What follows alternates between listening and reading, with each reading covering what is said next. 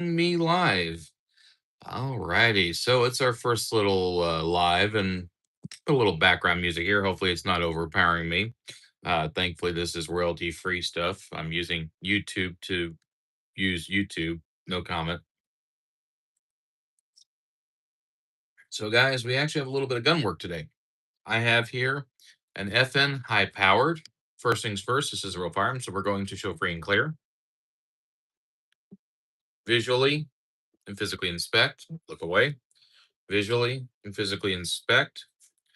We're clear. Safety, safety, safety. So, what do we got going on? Well, I've taken this thing to the range and put between 400 and 600 rounds without cleaning it. It's not a Glock. And to be fair, you should be cleaning your Glocks too, but that's a different story. It's an all metal gun, aluminum steel. This is an actual FN high powered. It's the 2020 remake. Pros and cons and all that. Stand by, guys. I'm going to turn the music down just a hair.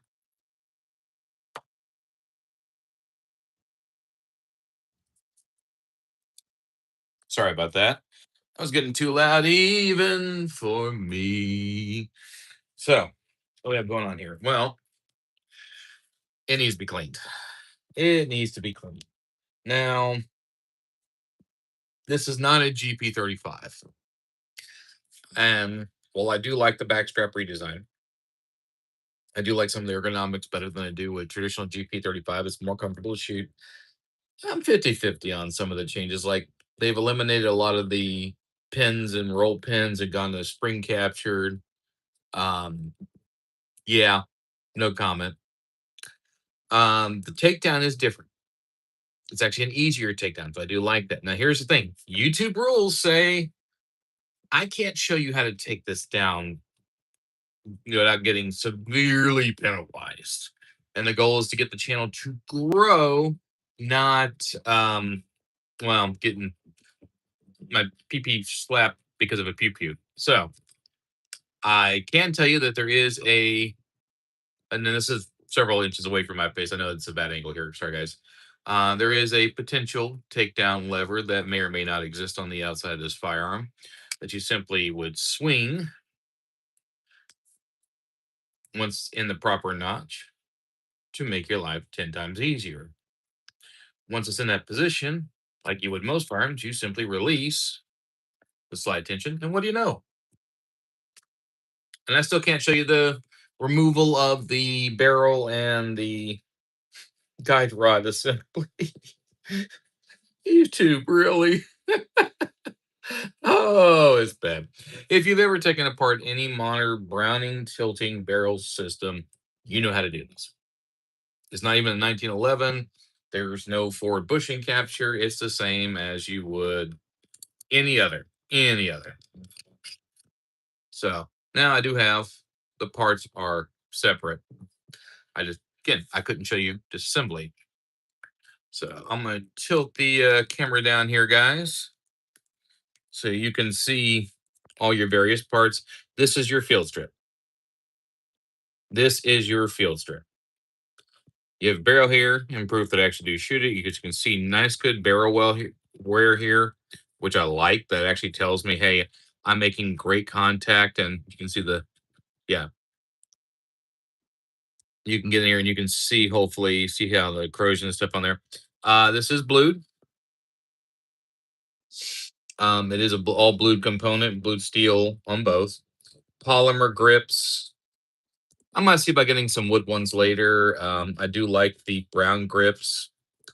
Uh, Consequently, all my guns do have nicknames. This is my Axle, and if you get, I actually prefer Axle over Foley because Foley's a little too obvious, and Axle just sounds cooler. And if you get that reference, your childhood was awesome, especially if you understand why. So, what do we got going on here today? Well, we got some lube, bore cleaner, CLP, cottons, Q-tips, the rest. I've got cleaning rags off to the side. Screwdriver, which we don't need for disassembly for this guy. 9 millimeter pull through bore brush. universal multi-caliber pull tab. Soft nylon bristle brush. This is an old toothbrush. I think I got this from Walmart somewhere around the early 2000s. Let's see. And then I have a soft copper brush here. I've also got a two-sided brush hiding somewhere in this kit. There you are. It's a little more worn. Here we are. As you can tell, I put this one through a few paces. It's been seen better days, just like my hairline. We'll put the other one away for right now. Holding true. Not wearing gloves. I generally don't, just because I don't like getting stuff um, caught up. Gloves tend to not fit perfectly, and it just gets to be a pain. So let's set some parts aside. Let's concentrate on what we need. Let's do the lower first, which means we're only going to really need our two brushes, our cleaner, and our lubricant. And we're going to use CLP as our base cleaner. It's cleaner, lubricant, protected. That's three lies in one. I'm sorry. Did I grow up around that run? Yeah. Break Free. It was originally, I want to say Safariland created it, or created the OG that the military was using. But I do like it for cleaning the lowers, simply because it does do multi-surface protection. You have one, two, three, four, five, 6 points of interest plus the side rails. I generally do a function check, making sure everything I do does not affect anything. Now you can see I got some good wear here on both the hammer strut, the hammer itself, and this is again just more gunk than anything else. So, how do we go forward? I'm gonna turn down the music because that's epic royalty free, starting to get louder and louder. I'm gonna cheat. I got these little. You get these at dollar stores, your local WalMarts, whatever. I just take and use them. I love them. Remember, CLP comes out foamy, and that's all fine. I'm going to use the nylon brush as my spreading tool. And all I'm going to do is just basically pick up as much as I can on it, move it out of the way. So you guys can see what I'm doing. I'm actually having to watch myself in the camera. It's not as easy as it sounds. I'm doing initial brushing of the surfaces. That's it. I am not deep scrubbing here, ladies and gentlemen. Ladies and gentlemen, boys and girls of all ages, watch this clown show. Oh, wait, sorry, I'm not at work.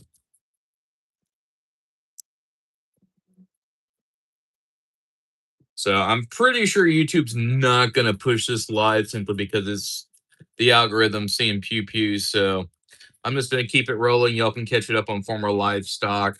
Um,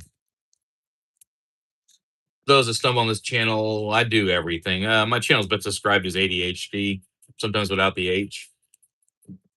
I want you guys already to take a good look at that here. See, that's just a nylon brush, and that's nice and gentle, and that's already started clearing up. It does not need take much force, guys. In fact, you can damage your ejector rod here very easily if you're going hardcore.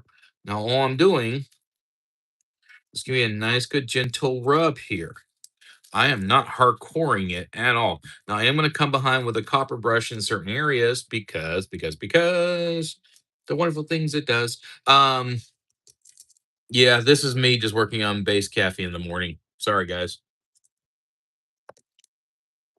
But what I'm doing is the copper brush has a bit more rigidity, really good.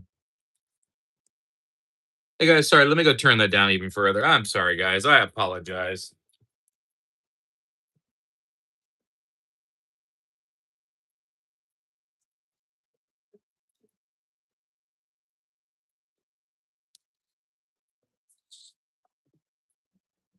And that's SAVFX, SAVFX, royalty free music coming from YouTube. That's the funny part.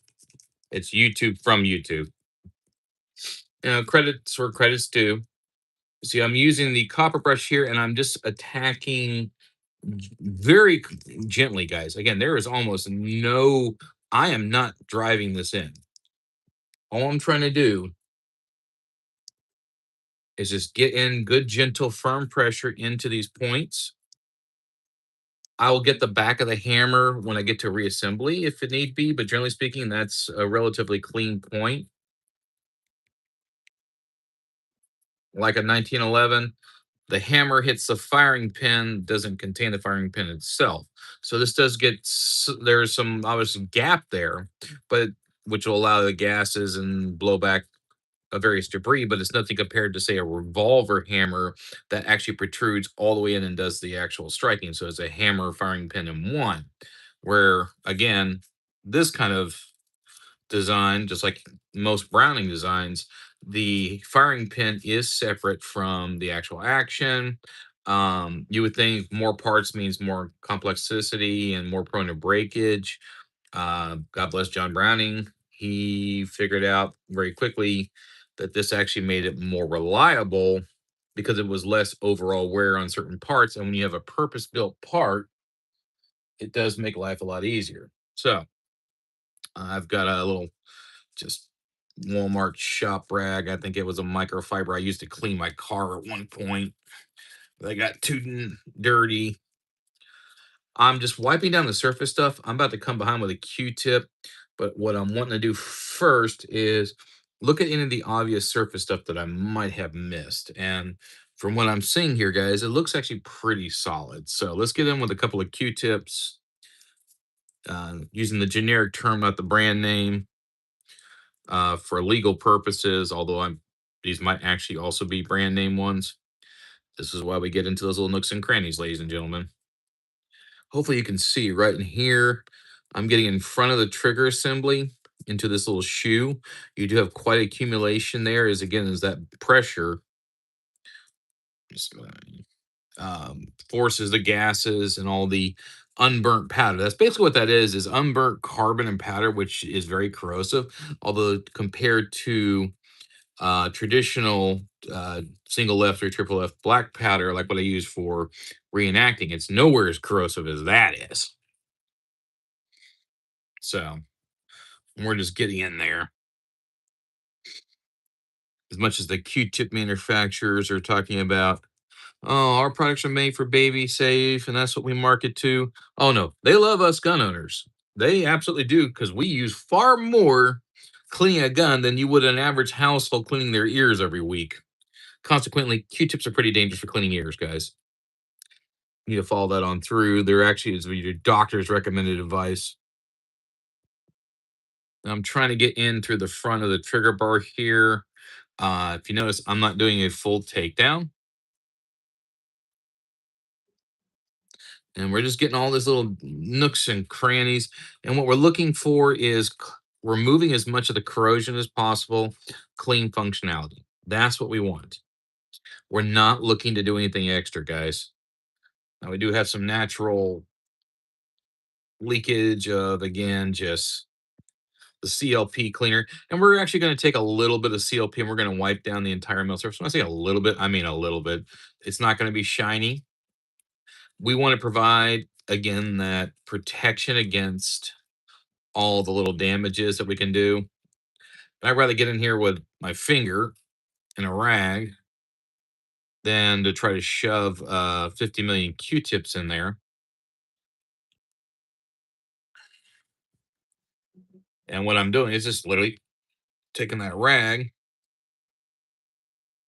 and getting all the way up in the mag well.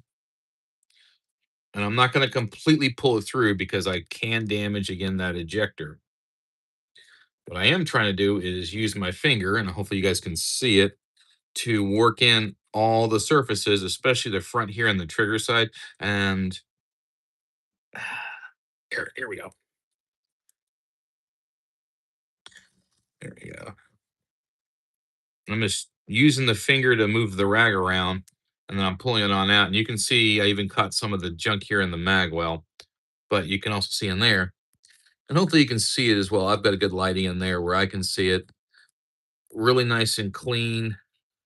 Grab a real Q-tip you can see here. So we're looking in here. We're looking at these contact surfaces in here. We're looking at these upper contact surfaces. And I'm also checking with a Q-tip because I bet you I'm still going to get a little bit here and there. Basically, when it comes away clean, you've done your job. And where I'm getting it is right in here. So let's do that. Now, guys, hard for you to see, and I don't think I can get in there.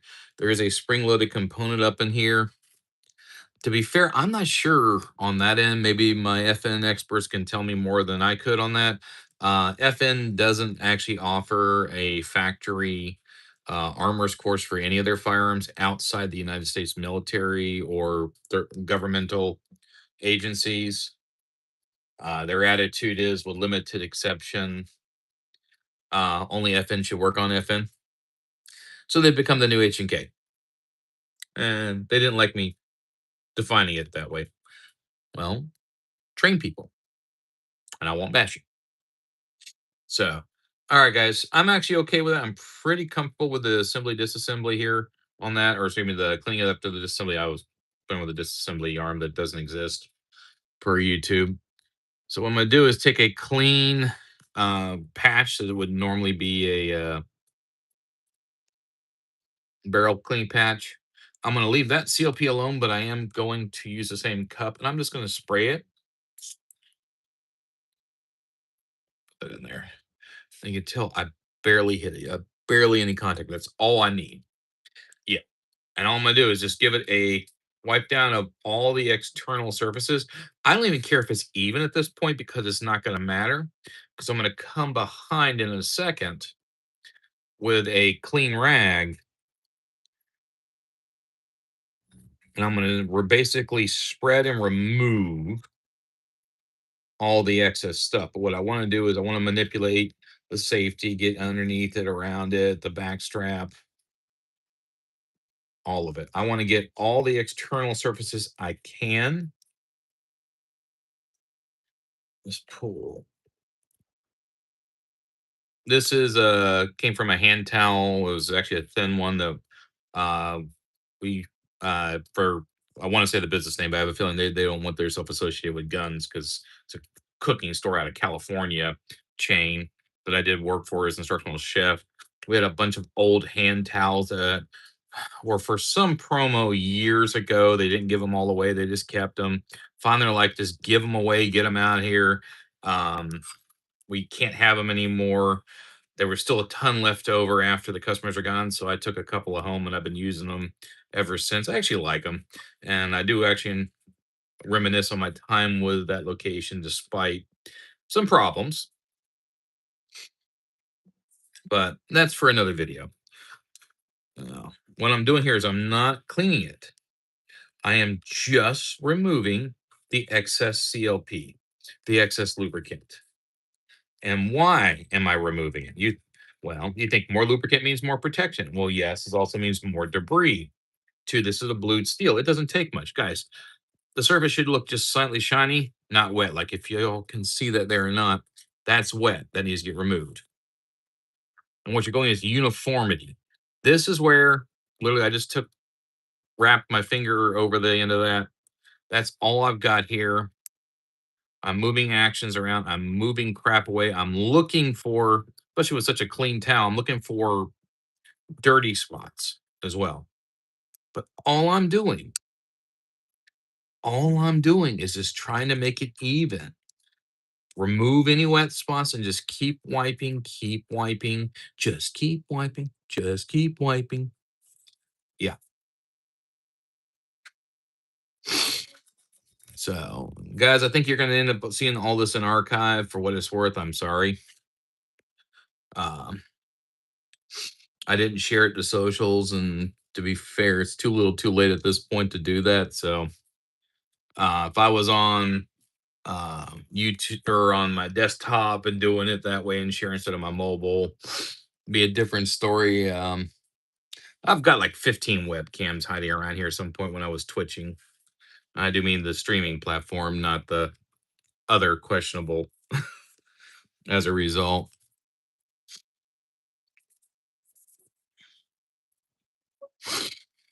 Now, the good news is with just the iPhone, unless I put things up really, really close, you can't really see much of the definitions on the serial numbers and that kind of stuff are pretty well protected in this end.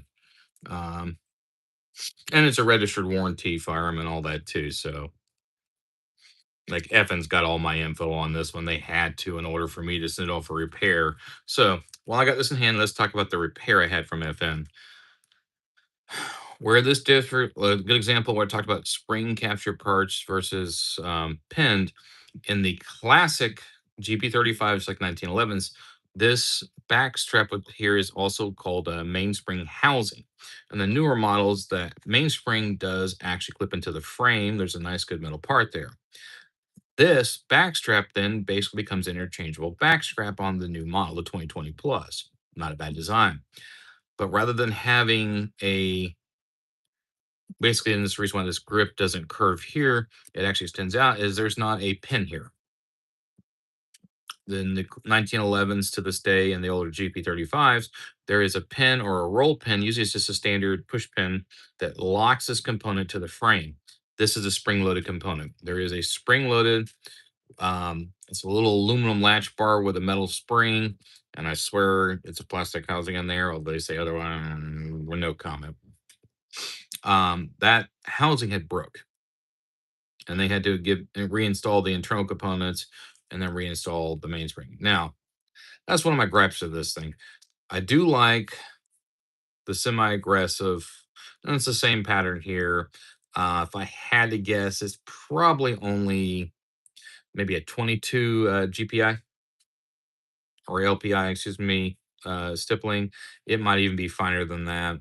It's good work, very good work, but um, I do like it because it does give a much more firmer purchase.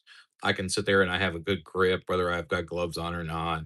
Um, it's not so firm. Yeah, it leaves a little bit of lines, but not the end of the world. So, frame done, off to the side. And if you're going to store it, try to store it where it's not going to get knocked off of your work surface.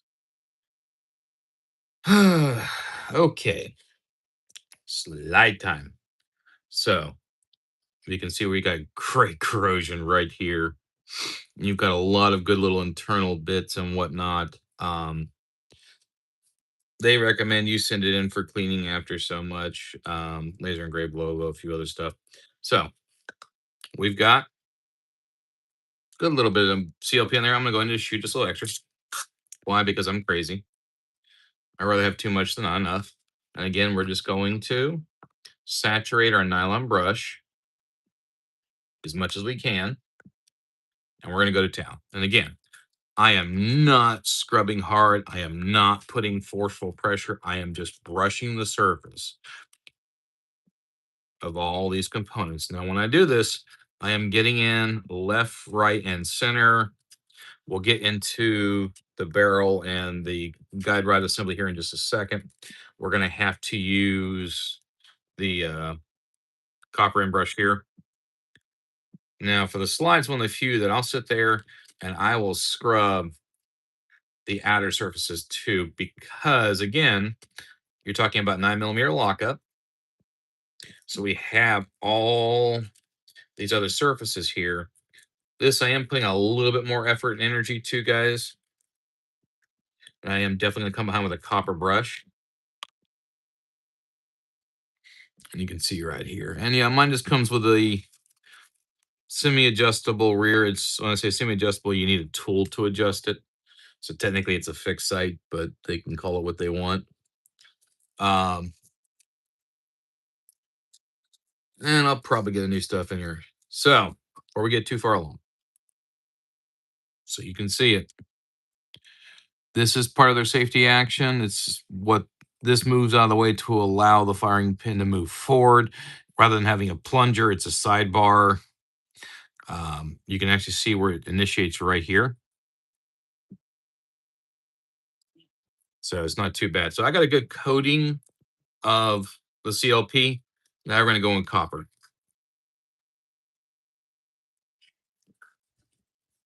Now, I can see where I've got a lot of corrosion right there. I'm going to come back to that in just a second, guys, because I do need to, before I get too far ahead, get some of that wet and get into the bore area that I could not get into, as well as get into the guide rod assembly area.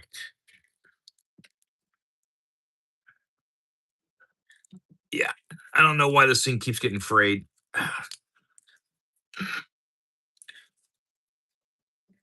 Always stress, guys, you're cleaning chemicals, you're doing guns stuff. Do this in a well ventilated area. When you're done, wash your hands. Like, my coffee cup's going straight into the sink as soon as I'm done. I don't reuse my gun cleaning cups or any of that kind of thing, guys. So I'm always careful about that stuff too. My fiance doesn't let me get too crazy reckless and wild. You already can see we're already starting to clean that up pretty good, guys. Trying to get in there, and I'm gonna have to get in here with a little track to get all the way in there. What the brush is doing is it's loosening the debris and components. What's actually going to do the pickup is going to be your cleaning cloths and your Q-tips. But you got some areas that just don't want to loosen up. So it needs a couple extra drinks, or in this case, a couple extra strokes. Either way, that sounds bad.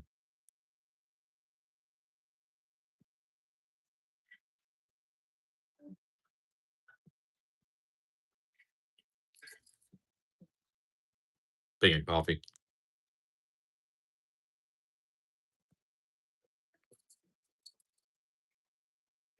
I have to laugh at the irony of, for those astute, this is a Glock mat I'm using to clean a non-Glock firearm.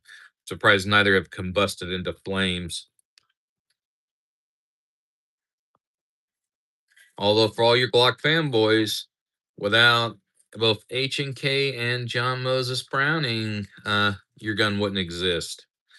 They used the Browning tilting barrel design, which was first derived in the 1900 series pistols, later utilized in the 1903, 1908, which became the 1911, and of course the GP35 high power, which Uda Save more or less designed around John Browning's designs with his blessing.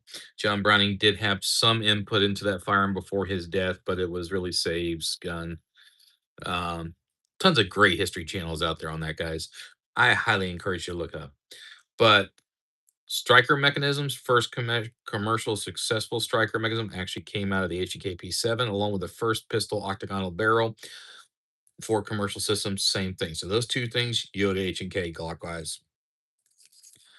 Uh, John Brown, on the other hand, did first double stack magazine. Without that, and it was this gun, the GP35.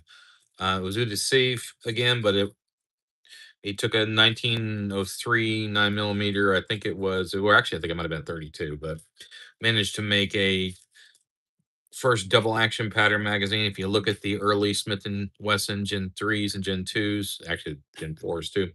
I mean, heck, the magazines are, well, it won't lock up. Um, it will fit in. I mean, it's like identical Beretta mag, same thing. So double stack magazines. That's Glock. That's John Browning. Browning tilting barrel design. That's why Glocks don't have a fixed barrel.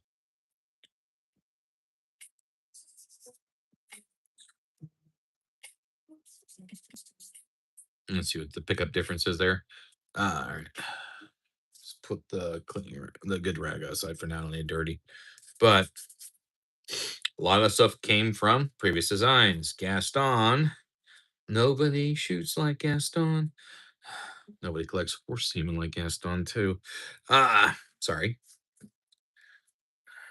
Kind of breaking my own rule here. I'm going with the Q-tips first, which means I'm going to have some extra contact, but trying to get into some of these nooks and crannies is pretty hard either way.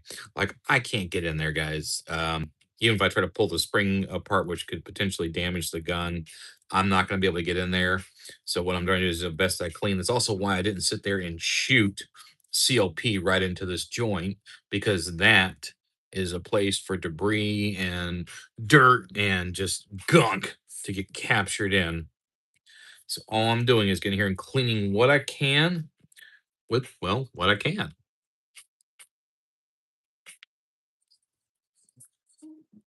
Over saturating your gun, ladies and gentlemen, is a good way to cause more damage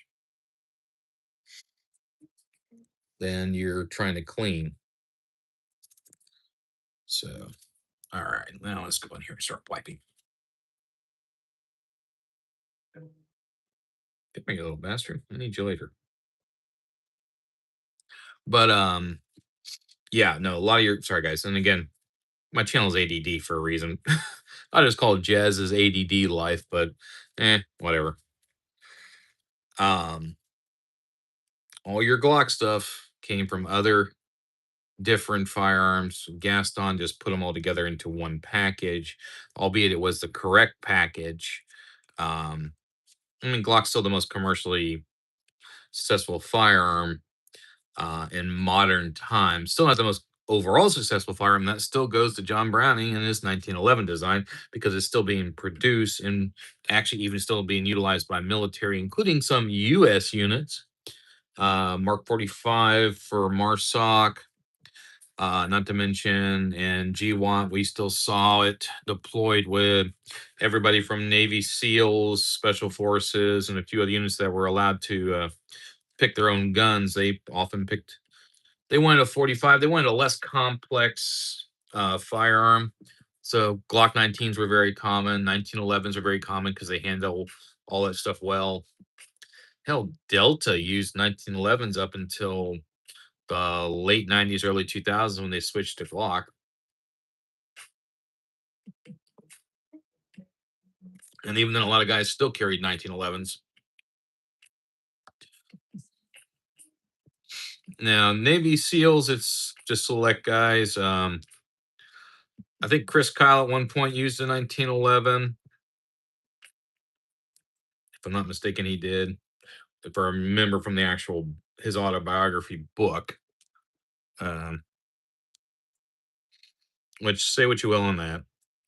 Not getting into that debate, ladies and gentlemen. Just picking up stuff I know I missed because I can see it from here. It's like get.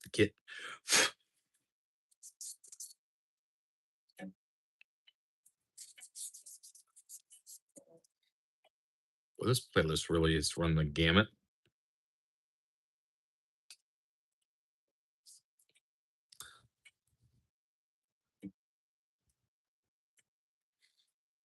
Yeah. Breaking copyright. That's who I'm listening to right now, guys. So,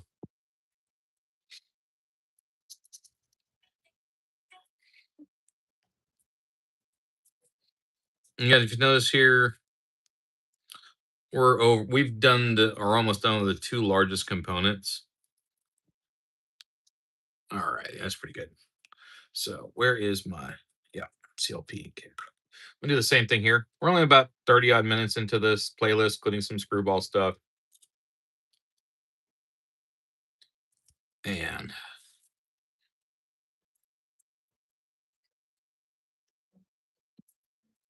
this doesn't take a long time, guys. Guy says, "Oh, it takes hours," and I'm like, "No, it doesn't."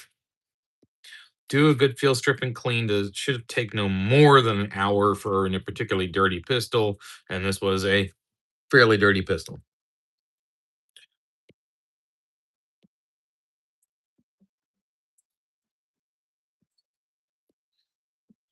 So now we're coming behind, cleaning rag.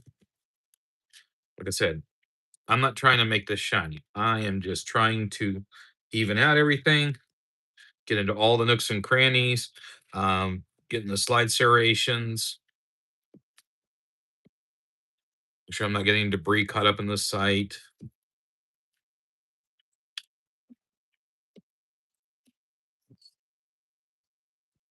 You see where I'm already picking up a lot of the CLP, so I'll go ahead and switch over to a new position.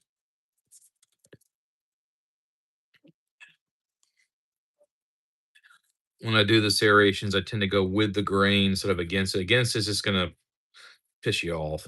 You're not getting anything accomplished there. All I'm doing is basically it looks like I'm just wiping it all away. I'm not really wiping it all away. There's more than enough protective layer in there, ladies and gentlemen.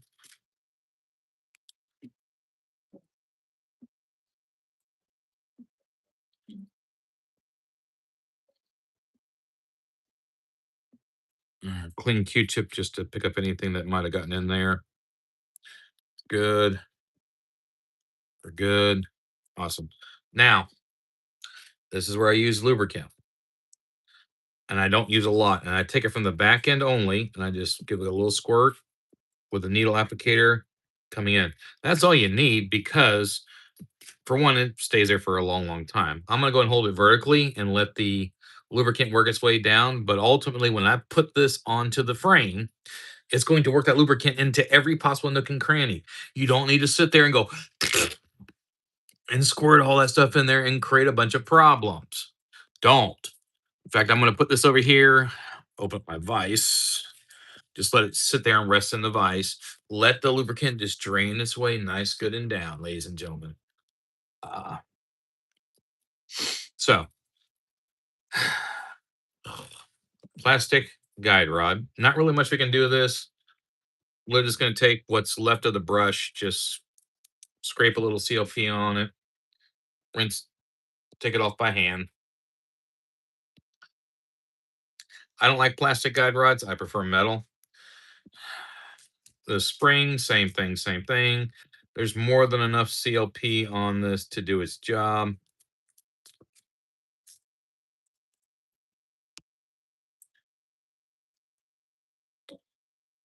And I'm just gently rubbing it. I am not bending it. I am not pinching it. I'm just giving it a good twisting action and putting it back in. We're going to call that done for now. On to the beast, the slide. Okay, that's supposed to be the claw, but this is a slide. Now this is a particularly dirty bit. Let's turn on a little extra light here so y'all can see. This is, you can tell, a fairly well worn part. So get in there where you can see it, and a good bit of debris in there too. I'm using Freedom 124 grain. For the record, this does prefer 124 grain on this pistol. I don't know if the other GP35s are like that or not. I only shoot 124 grain for competition. My 34, I got a Glock 34 Gen 5 that I've done some custom work to and dropped in some custom parts.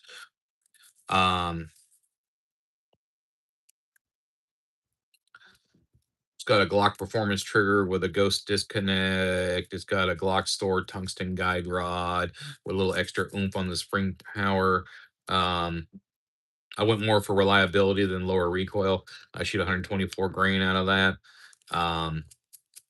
For me, I'd rather have to mitigate recoil and worry about a jam in the firearm.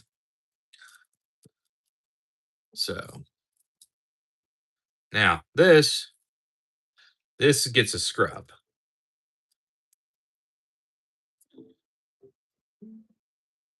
And for those of you who are asking earlier, what's a Browning tilting barrel design?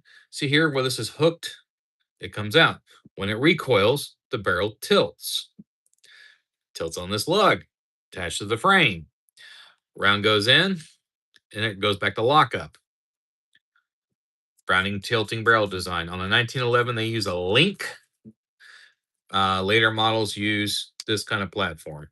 And despite the different shapes of hooks and whatnot that you see here, if you take a Glock, an H&K, particularly USP or VP P30 series, which P30 is just an upgraded USP with some ergonomics changes, and they simplified them. I'm actually a fan of H&K pistols too. That's a different story. Uh, Maybe next clean video I'll do my VP9. That one I'm trying to put through a torture test. 1,000 rounds without cleaning, see how it does, see how dirty it's gotten. Do I need, and then from that point, can I make it to 1,500 without a malfunction? So this area, the feed ramp, yeah. Now note, I have not polished this ramp. I have no desire to polish this ramp right now. That might change in the future. I know I'm holding away where you can't see what I'm doing here, guys. I'm just making small circles here, but I kind of got to pay attention to what I'm doing. But this is the where you can really screw up and miss stuff.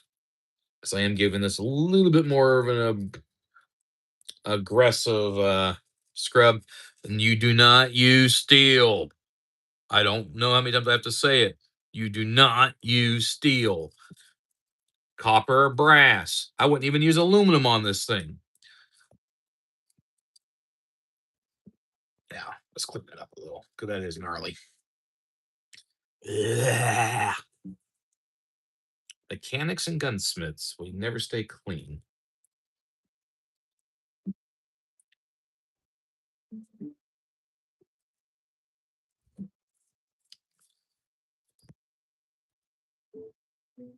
Oh, a good quick hand cleaner on this stuff is believe it or not, hand sanitizer works wonders. Now, guys, that's already looking 1,000 times better. We still got some wear and whatnot on it. We got to take care of, but now we got to deal with the bore. Now, this gets a little more fun. So let's break out some patches. I'm gonna need a Q-tip too, so that actually works out well. This is more elongated. These are the more appropriate size. Yahoo and yahoo. And all I'm doing, letting that work its way all the way down, coming back, working its way back. So I like the slightly longer patches, although I'm running out of them. Trip to a local box store. You can guess the name. If I can, guys, I always try to pull through muzzle direction. That's how everything was designed to go through. You might as well make good use of it. 2 to 3 good pulls. All right. Let's see if you can get in there and see or not with the light. You already can see where that's already broke loose. Most of that, I'm going to check it myself. Oh, yeah, I like that. So we're done with this for the moment. Pulls and patches. Let's go. Now, my last couple of patches, I will, of course, put a little extra CLP on it just to give protectant in the barrel because that is the area that takes the most amount of corrosion. When I do this, I do twist this. I don't bother on the brush. There's no need on the brush. This, I twist though. I want to get into all the grooves. And that, ladies and gentlemen, is why. It'll look clean until you did that. Uh-huh. Oh, what happened? Oh, I don't know. It's called all the crap that everything misses. Guys, you have to do it all and you have to do it right. You don't play around. Because eventually that kind of debris and buildup will jam your gun. Look, we're already starting to come 1,000 times cleaner. Sorry, it's just a little extra oily. That's mostly on my hands more than it's on the barrel itself.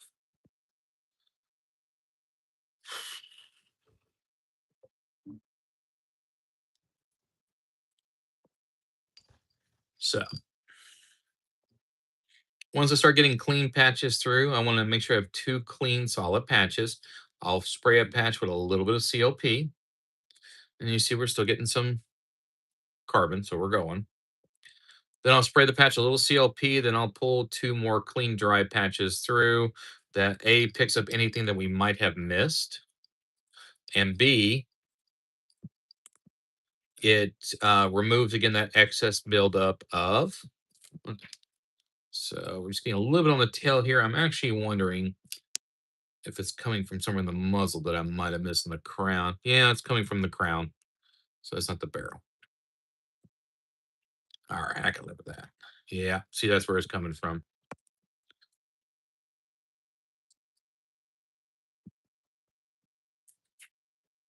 Get in there with our. There we go. Ah, that's what we wanted. See what happens when you miss something?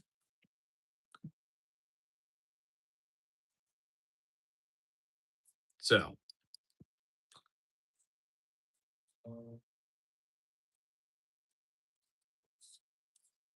there we go. Much better. All right. Just a little CLP. So I'm going to get a good patch shot. There we go. two corners. Why? Because I'm going to pull this corner on through. I want to make sure it gets into all the surfaces. And I bet you it's going to come out dirty as hell because I'm adding more cleaner. That's fine. Again, we're going to get in all the nooks and crannies, and I can feel it catching on all the grooves, which is a good thing. It came out a little dirty, but not too bad. Here goes to where you can see it. Oh yeah. So we have a good lubricant in there. Let's pull through the rest of these patches here, get it nice and clean. We'll do a reassembly again off camera, so I'm not in YouTube's. Um, well, I'll probably stay in YouTube jail for a little bit, just because they don't like anything pew pew, anyways. This one pulls through clean. I will call it done, done, done. Yeah, I like that. And this again on the outer surface. This is just the leftover. We had the excess patch. Getting the locking lugs. Take the clean rag.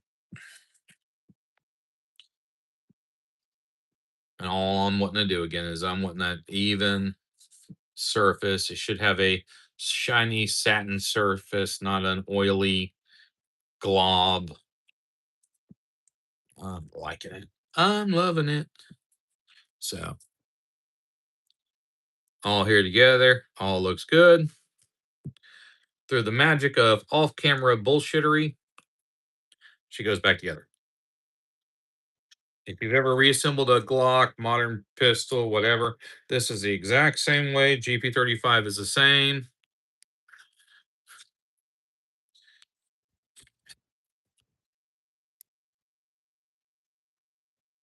All right. So again, firearm, safe and clear. Yeah, I double up because again, YouTube.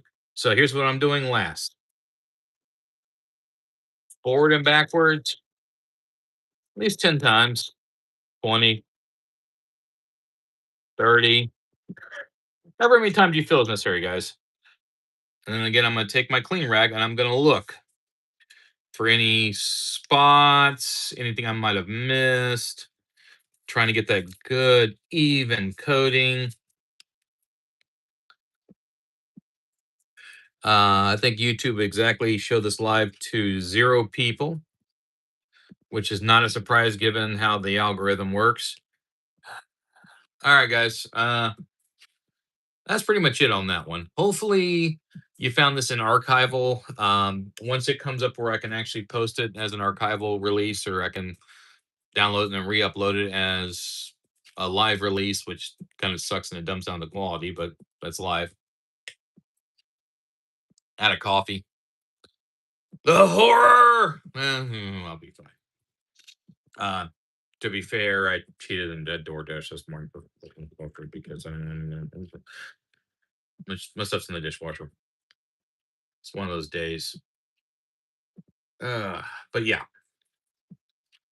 So, guys, my not GP35, modern, high powered FN.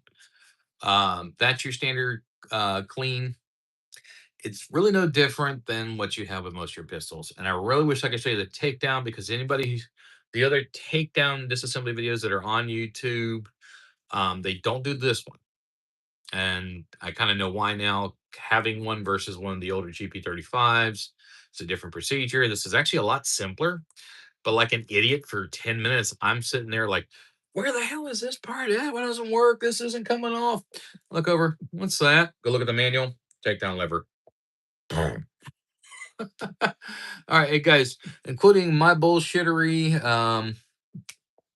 we're going on 49 minutes and 30 seconds, and you figure lost 3 minutes and change for me getting up and turning on the music 3 times.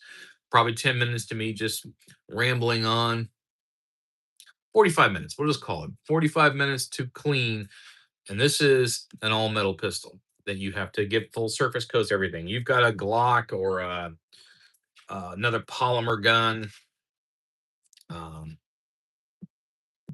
you know, I'm not going to badmouth any of the manufacturers. Okay, I carry Glock too. I absolutely do. Um, Hell, I got a 19 Gen 5. I just pulled a Holosun off of it and slapped it on my 34 not that long ago because I stripped out the 34 trying to re-zero it after I did some plug and play with it and might have over adjusted that screw. So that's the one downside with most of your RMR optics. They don't have stops. It's tink, tink, tink, tink, and then you never have zero again. Uh, Guys, I'm not going to ramble on for 10 minutes here. So I'm going to go ahead and end the live stream now. Like I said, I didn't see anybody pop in on this one. So I'm pretty sure YouTube just downgraded this thing because it involved pew pews. Um, Guys, I hope you catch this on the archive side. Hopefully you learned something. If you didn't, and this is just me rambling on the internet with absolutely nothing to go on, well, I'm no more successful than the other Karen out there. So I guess I'll see you later. Stay cool.